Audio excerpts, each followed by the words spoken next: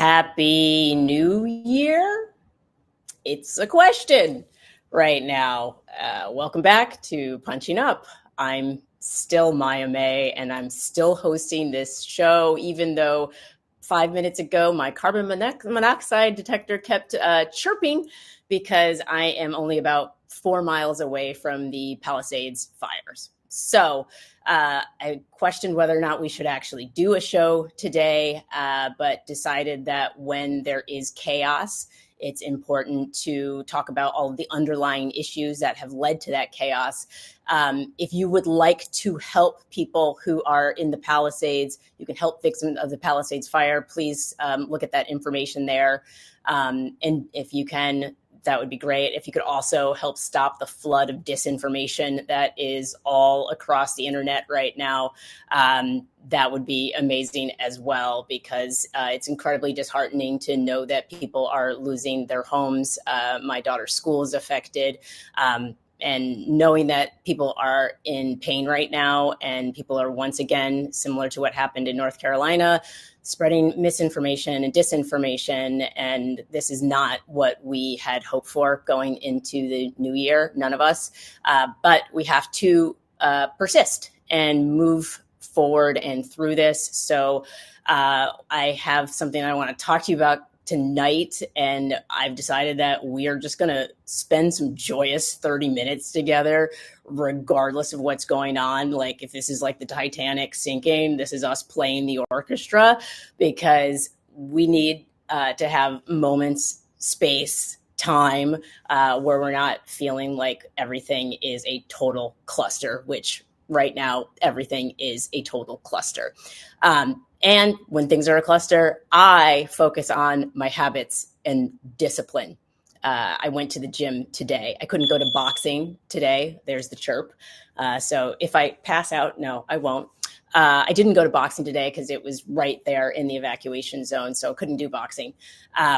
But discipline is one of the things that keeps me going in times like these. And what I've recognized being here in California, I'm in the heart of the wellness industry, toxic culture, and a lot of these people went from this wellness influencer culture straight into the toxic right-wing pipeline.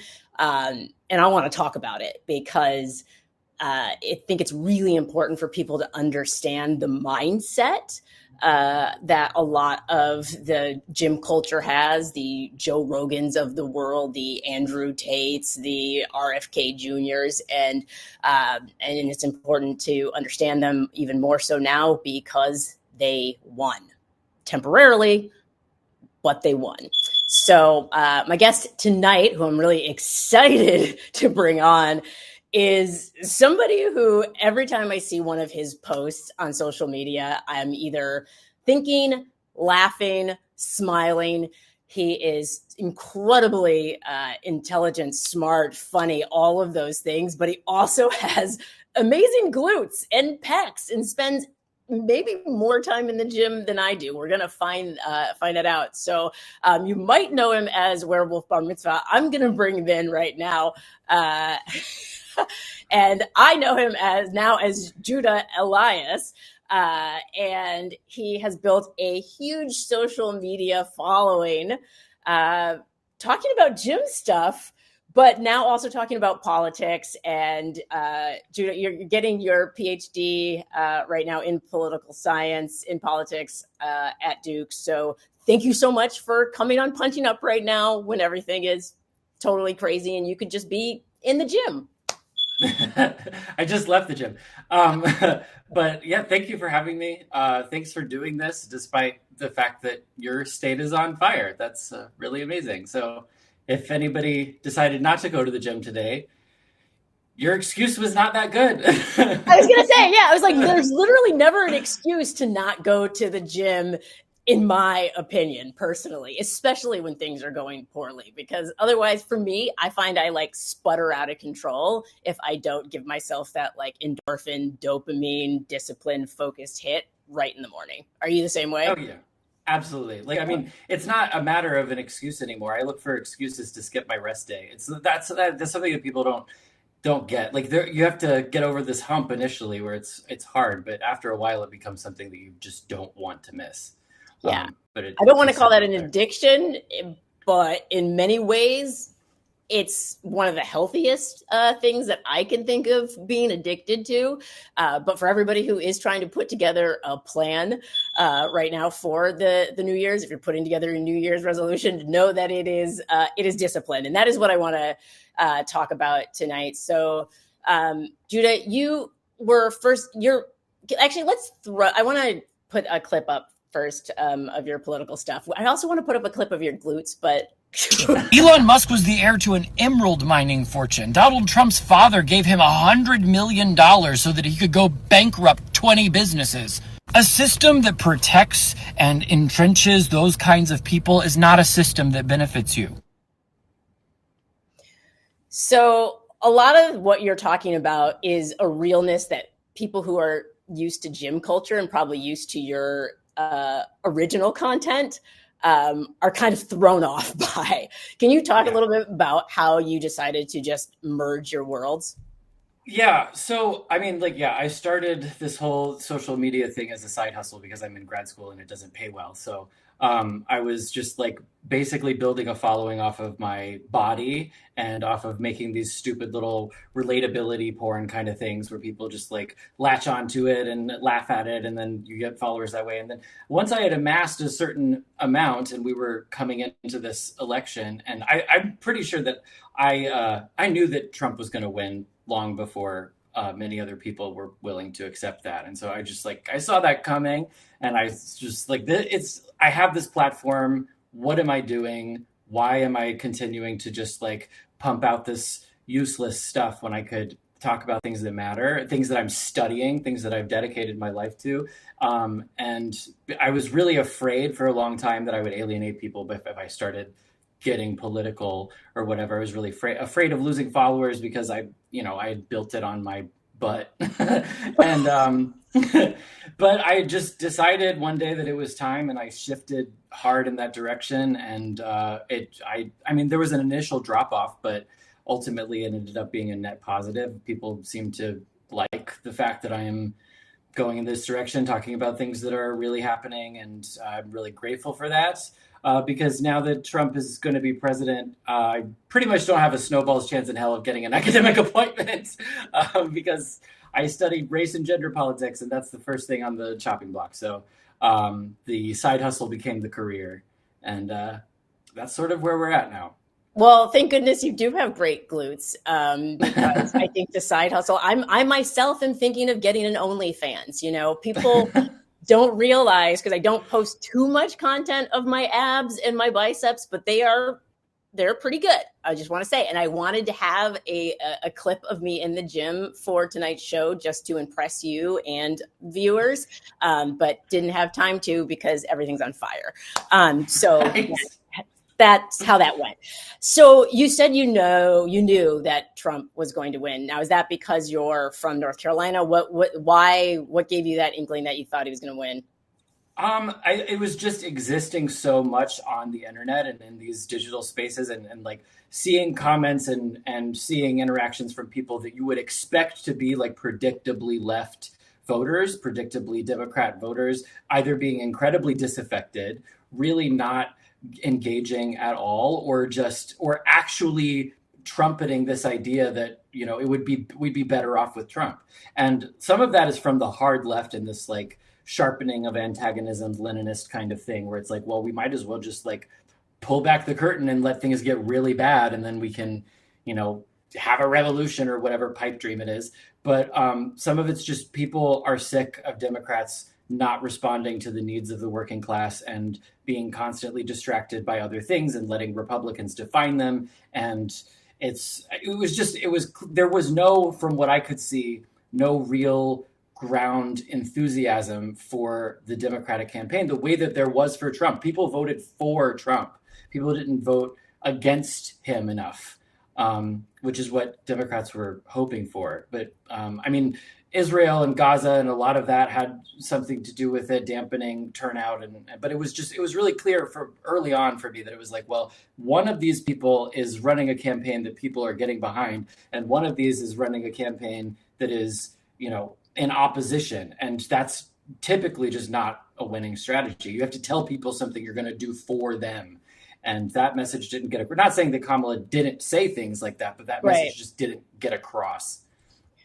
So do you think part of the weakness of progressives, the left, I mean, this is stereotypical that we don't work out, we're not a part of the gym culture. And so it allowed us to somewhat miss what was happening with the Joe Rogans of the world, with all of these, bro podcasts. That's just not a world that liberals, that progressives typically inhabit. So do you think it caused us to miss some of the warning signs?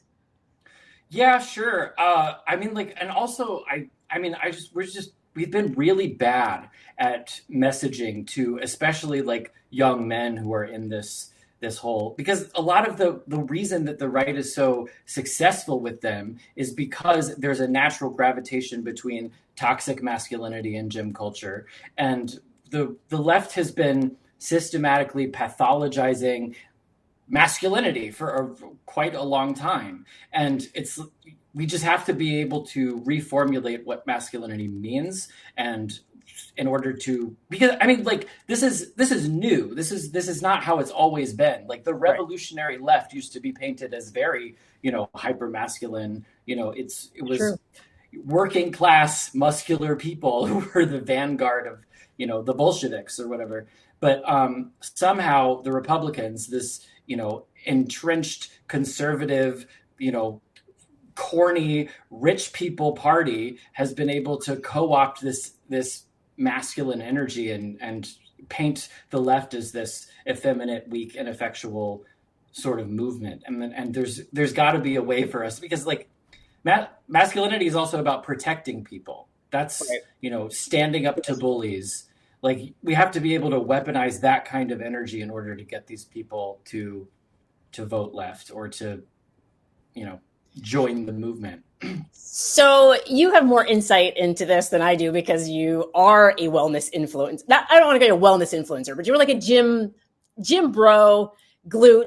Like, it's hard to describe. I feel like you're kind of unique in what you do. I can't think of any comps for you. There are no comparables where I'm like, this is somebody else who's doing that.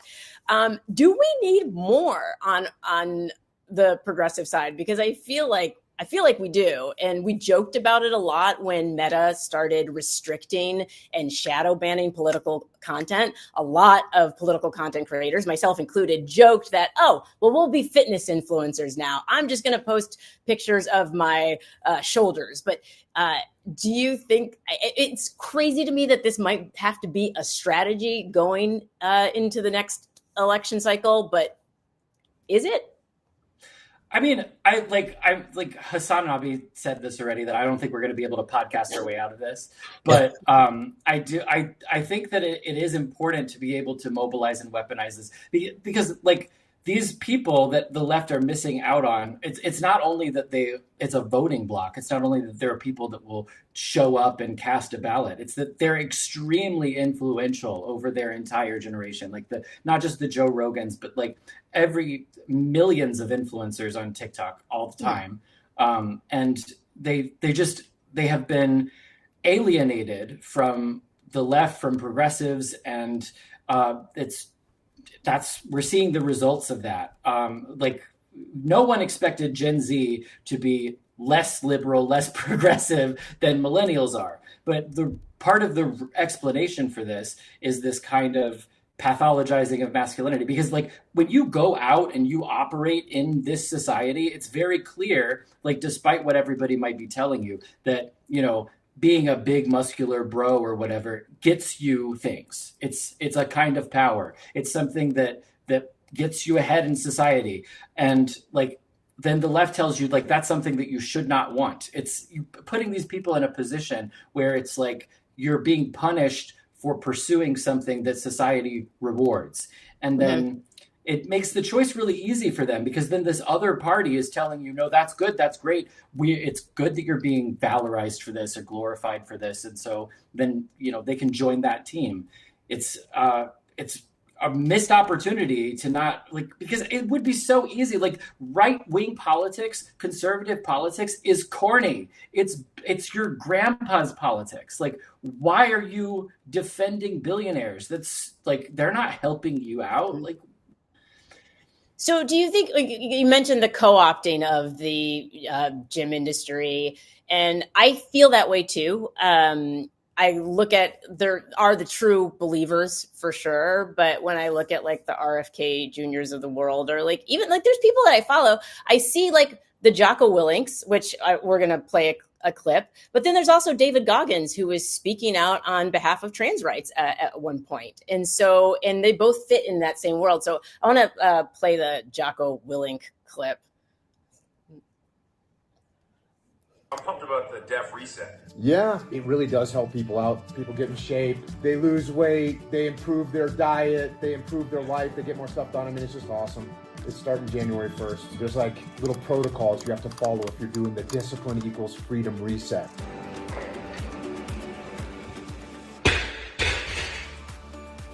I never relax at the gym. I go in there and I have a very intense exercise. My first set of everything, I try to reach failure at 12 reps. And then my fourth set of everything is a strip set. Okay, so here's the thing. Those clips, the things that they're saying, in many ways speak to me and how I've lived my life, because I was raised in the suburbs of Chicago, predominantly white suburb. In order for me to thrive, succeed, I had to do things 10 times better. I had to work 10 times as hard, and I had to be incredibly disciplined day in and day out. But that didn't turn me into an asshole. And so what I'm trying to understand is why, and I would love your take on it, why is it that people like us can hit the gym all the time and still have empathy, and other people seem to equate having that kind of discipline with looking down on everyone else? Yeah, I mean, wellness and being healthier should be apolitical regard. That should just be something that everybody does. Not to tell you that you're lesser or worse if you don't, but it's just right. That should be a value neutral thing. It's if I want to take care of myself, it shouldn't mean that I have to align myself with some particular political movement. But there's a pretty ancient connection between this idea, especially when you're talking about RFK and the wellness stuff and the food dyes and all, between purity and conservative politics, this. Hitler was a vegetarian because he didn't want to put toxins in his body. There's a very old connection between conservatism and going back to even religious dietary laws. And religion is an inherently conservative institution once it's established, unless it's something that's rebellious trying to establish itself as a religion. It's a conservative institution. The connection between purity as a value and conservative politics is very old. And so it's not really surprising that people who are raw milk people or whatever become very right wing, because it's about purity. It's about, sexual purity, racial purity, ethnic purity, national purity. This is a core value for them. So it makes a lot of sense that it would be attached that way. Yeah, well, and also I think people who are in a lot of the people, when I was in the gym, in a boxing gym class, and at the end, everybody was stretching, and we were all stretching one way, and then one person was stretching a different way. And in my mind, I was losing it. I was like, that's not the direction we're going. We're supposed to be stretching that way. And I realized, wow, the groupthink that happens inherently when you're in a situation where somebody is telling you what to do makes one susceptible to politicians who tell you specifically this is what you need to do and how you live your life. And there's a political scientist, Karen Stenner, I believe it's her name, and she was quoted in one of Anne Applebaum's books talking about the predisposition to authoritarianism. And so it seems like what I'm seeing in gym culture, because I asked myself when the RFK endorsement came through, I was like, and I'm here in California, so there's a ton of RFK Jr. supporters. I asked myself, would this make a difference? Like, is this going to, or is everybody who believes the things that RFK Jr. believes, which are the antithesis of what Trump believes, are they all just going to go and fall in line because that's what gym culture kind of teaches you to do? Yeah, I really don't have a firm grasp on how much crossover there was and how easy it was for people, because like our politics has lost rationality. Like it doesn't make any sense. Like the fact that Trump is a Republican often doesn't make any sense. Like the ideologies, the axes upon which people's belief structures they're not rational anymore. Mm-hmm. And part of that is because of this like authoritarian strongman thing. It's like people can believe conflicting things because Trump tells them to believe two conflicting things, when what they believe is that Trump should be in charge. So the analysis kind of breaks down at some point, because it's like, yeah, there are a lot of things that RFK was talking about that, and now he's going to be in Trump's cabinet, and they just don't mesh in a million different ways. So it's like at some point you just have to abandon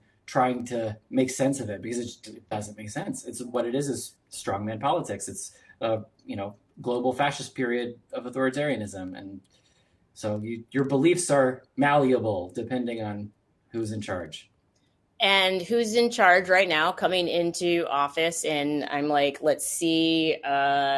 Oh God, is it really in 12 days? What are we? It's the 8th in 12 days.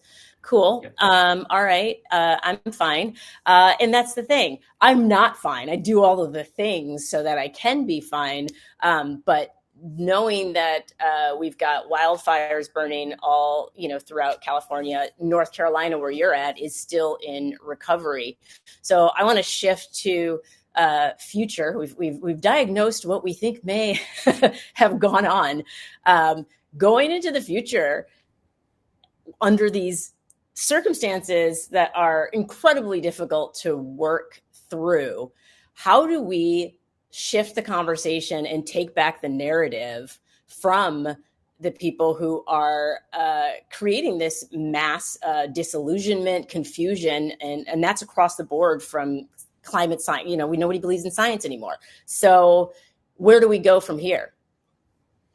I'm of the opinion that really the only way out of this is just left-wing populism, economic populism. Like the only way to unite people against this kind of movement is to remind them who the enemy is. And it's just that's the thing, is that Trump gave people an enemy. He gave them a place to put all of their anger, and he just, created this boogeyman of the left. But it's a smokescreen, because the people who are really messing your lives up are the billionaires that he's putting in his cabinet. So like both the Democrats and the Republicans have been defending the 1% for decades. And it's like we've been strategically keeping the working class fighting against each other. So the only hope we have, and it might even just be too late at this point, I don't know. Like I was like, shut your mouth. Shut your mouth. I mean, I'm still trying to be a believer. Right. I mean, like one good thing is that, Trump isn't Hitler. He doesn't have the managerial skills or the, group of highly intelligent, effectual people around him. He's basically an idiot. Yeah. He's a very rich, very lucky, very powerful idiot. But he, I'm not afraid of him in the way that I would be afraid of, a Putin-like figure, or even a Viktor Orban-like figure would be more effective than I think Trump is going to be, because he's not very good at managing. Look at how many businesses he's bankrupted. But that's not to say that the party around him is not full of very powerful, very smart, very opportunistic, very evil people. And so it's really unclear as to, they have a historical opportunity here to plunge America into outright authoritarianism. And it's just a matter of how effective they're going to be at it. But the only way to try to stave that off is to unite the working class against the rich people who are pulling their strings, because really this is President Musk's administration. Absolutely. And we saw very recently a slight opportunity to unite the working class, because it seemed like everybody, I think it was something like 67 or 70% of people blamed the death of the United Healthcare CEO on policies on the health insurance industry as opposed to Luigi. And so a lot of people definitely coalesced around the anger. I don't know anybody who hasn't had an argument with their health insurance provider over coverage, over something being denied. And I think everybody, that resonated with everybody. And yet now that conversation feels like it's been completely buried underneath Greenland and the Gulf of America and the wildfires and, his rhetoric around New Scum. And so, and we still do have a Congress. Bills can be introduced.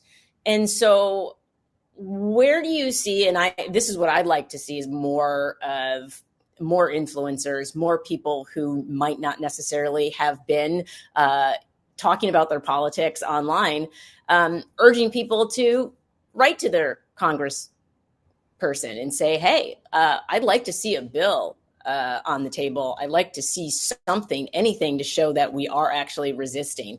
Do you feel like there's any chance of getting that momentum back that we had around the, I don't know, I'm not going to call it an assassination. I'm going to call it the thing that happened that we're all trying to still make sense of.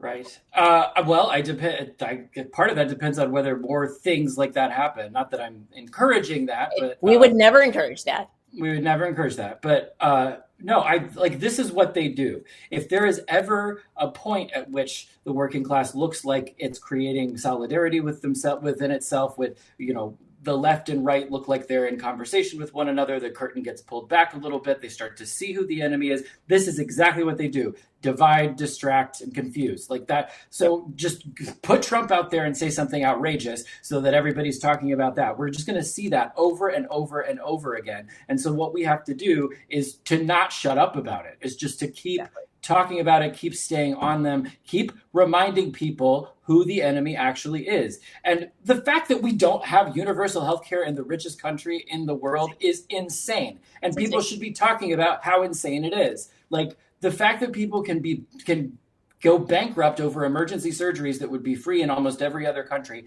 is insane. People should be angry about this. Like, we should have productive, useful anger, because it's too quickly we wanted to give up and lay down and get, in our feelings about this horrible thing that happened, but we should be angry about it. It's a motivator.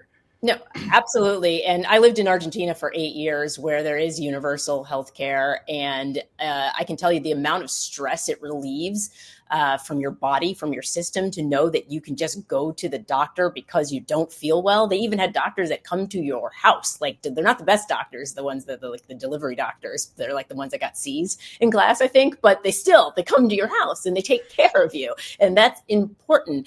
And yeah, I think a lot of people are exhausted. And I think it's important, as people who go to the gym, to talk about what that exhaustion looks like, because yes, people spoke up, people were angry, but we weren't able to convert that rage into action, because it only took, I think, maybe a week and a half for people to exhaust themselves of that rage and either move on to the next thing, or just they don't literally have the energy because they have to pay bills and they have to work and take care of their families and take care of their children and go to school and do all the things. It's like you're on this constant rat, wheel, not a rat wheel, hamster wheel. Some people have rats. The wheel, the thing. And so I'm going to bring it back, since we're about to wrap up the show, I'm going to bring it back to fitness. The only reason I'm able to do the things that I do day in and day out is because I prioritize self-care, and my fitness routine is a part of that. It's a foundational part of me not being in the fetal position crying every single day. Yeah. And so I would love to hear about your because I know we talked about it a little bit before the show that both of us kind of go to the gym for the same reason. Yeah. Advice. Well, it's definitely because of that. It's also, I mean, I started lifting really heavy because of rejection, and just like that's a familiar story to a lot of people, I'm sure. But it's like, being a gay man, it comes with a certain set of standards that are, this is true, soul crushing. So yeah, I'm in the gym 18 hours a week, but if I wasn't, I would be in the fetal position for a number of these reasons. But also, it's just like, it gives you energy. It makes you feel like you accomplished something, even if you accomplish nothing else. Like, it's there are a lot of good reasons to do it, but unfortunately, a lot of the people who do it are not channeling that energy into the right political movements. So they are not. So I'm sorry, y'all. We need more progressives in the gym. I'm going to start a CrossFit gym just for liberals. I don't even like CrossFit. I've never done CrossFit, but I might have to take one for the team. I don't know. But I do think there is a way out of this. I refuse to allow myself to be in my feelings about it all. And I always turn to my mom and to, her generation and think about my grandmother's generation.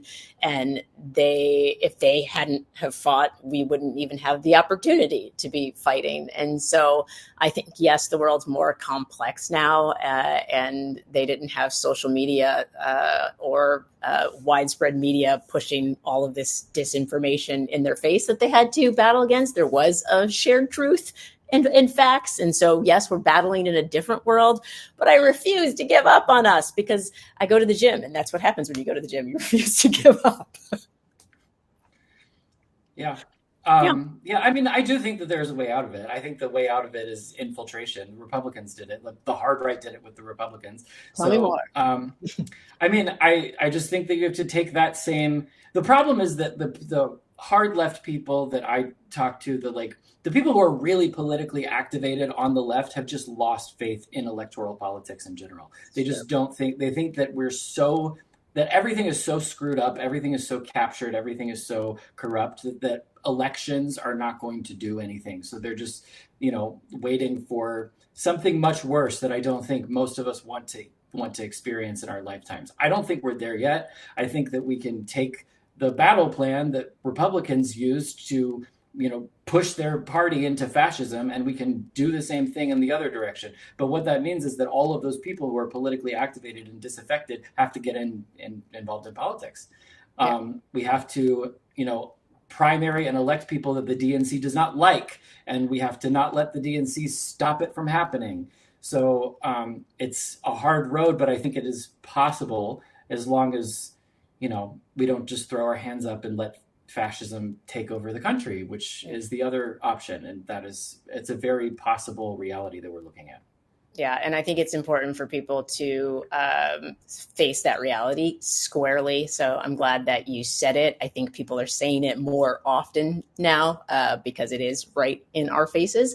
I wish they would have said it earlier, and I wish our mass media in general, the mainstream media, would not be bending the knee so quickly. The whole do not comply and do not obey in advance doesn't seem to be resonating much with that set, but here we are. We're doing the work, and we're going to keep doing the work. And I hope you still go into academia, but maybe you'll just have maybe it'll be like a gym professorship show. It could be like a melange, if you will, of things. So, Judah, thank you so very much. Oh, you're back. Oh, wait, there you are. Okay. I was like, thank you so. For a second, I was like, no, don't go away. Thank you so much for doing this show. Please follow him. Oh, wait, can we put those socials back up really quick? They were up so fast. Sorry, put them back. Follow him, werewolffbarmitzvah, which I think is a great handle. I love it so much. Just know you're going to get political content, and you're going to get some glutes. You're going to get so many glutes. And I love all of it, because I do think that politics has to be fun. And so I think you can't have one without the other. And so I think it's your superpower, the fact that you've blended them. And so I think everything in many ways does happen for a reason. So I'm glad that you have stepped into this space. And I hope it encourages more people to step into this space. And that means people who have a joy of, knitting or, making succulent planters. I don't care. Like, take the thing that you love and use that as your platform. That's what I want everybody to do. So it worked out for you. Yeah. So yeah, connecting with people is powerful, and we should all do it wherever we can. Amazing. Thank you so much, Judah. I hope to see you before the world burns. And if it does, you can come hang out at my bunker anytime. Thank you so much for having me. I had a great time. All right, me too. See you. Well, there you have it, y'all. We are not even 3 weeks out, 2 weeks out from Donald Trump coming into office. And the only way out is through, as we say in, I think, the therapy industry, the wellness industry, all of the industries. I think it's going to be incredibly important right now to tap into your resilience. And so for me, it's the gym. I go to the gym. I box. I stretch. I do breath work. I meditate. I do all of the things. It is what gives me the ability to continue to go, even when my carbon monoxide detector was going off for the first part of the show tonight. So that's it. That's the assignment, is take care of yourselves. What a great assignment. That's all you got to do. And then we'll see you for next week's show, in which we're going to be that much closer to the inauguration day. All of the shows are coming back after the break. And I do believe there's even a new show. I don't see it up there, but Jen Murcia has a new show. There it is. It's Tricky with Dr. Jen Murcia. She's one of my faves, rhetoric professor, and is going to be talking about weaponized rhetoric. And I don't know, maybe we need to figure out how to use rhetoric and narrative better on our side. And I like what Judah said about infiltrating. So yes, we have to take some tools and tricks from their book and use it. So until then, take care of yourselves, and I'll see you next week.